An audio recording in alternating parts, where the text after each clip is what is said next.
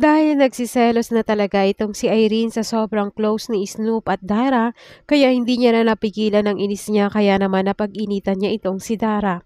Nakita naman ni Snoop ang ginawa ni Irene kay Dara kaya pinagtanggol niya ito at sinabing ang trabaho ni Dara ay i-check ang mga produkto.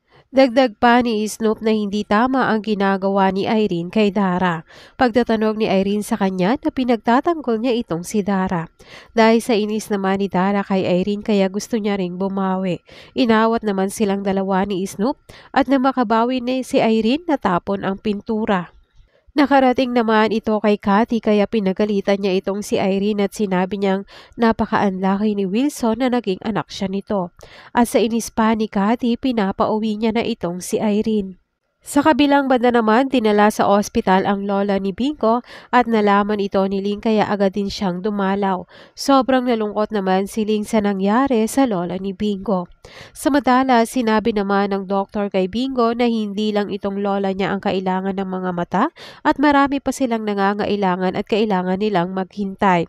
Naisip naman ni Bingo na bakit pa sila maghihintay kung meron naman siyang alam na pwedeng makuhanan ng donor ng mata at naalala niya si Kenny. Agad niya itong pinuntahan at sumama siling para kausapin nila pero nalaman nila na wala na si Kenny at umalis na sa kanyang tinutuluyan. Kaya naiinis naman itong si Bingo dahil kung kailangan niya si Kenny ngayon ay wala na. Kaya naisip niya na lahat na lang ata ng kamalasan ay sinalunan niya. At ngayon ay hindi niya na magawang tulungan ang kanyang lola. Pero kinomport naman siya ni Ling at sinabi sa kanya na maaasahan siya pero sinabi ni Bingo na malaking halaga ang kakailanganin at 1 milyon ito. Tugon naman ni Ling na uutangan niya itong si Bingo pero si Bingo ay nagdadalawang isip sa sinabi ni Ling na uutangan siya. Habang nag-uusap naman silang dalawa, narinig ito ni Papi, kaya hindi na nagdalawang isip na lumapit ito kay Annie dahil alam niyang mayaman ito at hindi niya pinaalam kay Bingo dahil hindi rin naman ito papayag. Kaya naglakas na siya ng loob na lumapit at humingi ng tulong kay Annie at iniisip niya lang ang kapakanan ng lola ni Bingo.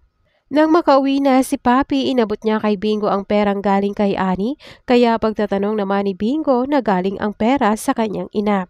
Noong unay gustong ipabalik ito ni Bingo at sinabi niyang hindi sila hihingi ng tulong kay Annie, pero sinabi ni Papi na paano sila makakagawa ng paraan at matatagalan pa yon. Dagdag pa niya na isipin niya ay makakakita na ulit si Lola at kahit humingi pa sila ng tulong, kahit kanino hindi sila makakalikom agad ng ganong kalaking halaga. Kaya sa pagkakataong ito ay isipin na lang muna ni Bingo ang kapakanan ng kanyang lola. Kaya nga makakapag-isip-isip dito si Bingo at iisipin niya ang kapakanan ng kanyang lola. At isasantabi muna niya ang pride niya sa kanyang ina. Yan ang mga dapat nating abangan bukas sa Can't Buy Me Love.